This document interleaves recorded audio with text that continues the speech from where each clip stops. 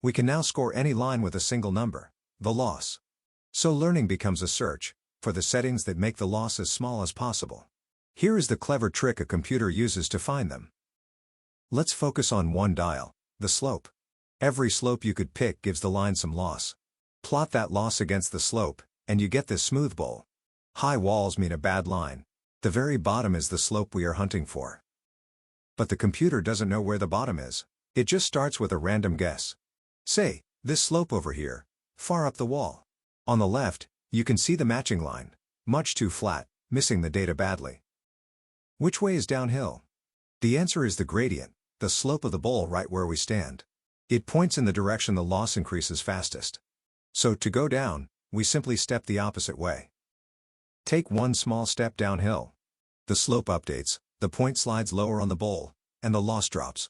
And look, on the left, the line has tilted closer to the data. One step, and the model is already better. Now just repeat. Check the gradient, step downhill, check again, step again. The point rolls down into the valley, and the line swings into place over the data. Notice the steps get smaller as the ground flattens out. At the very bottom, the ground is level. The gradient is essentially zero, so the steps stop.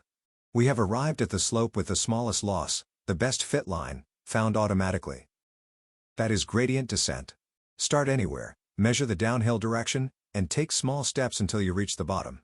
The very same idea trains huge neural networks, just with millions of dials instead of one. But one thing decides whether it works: the size of each step. That is next.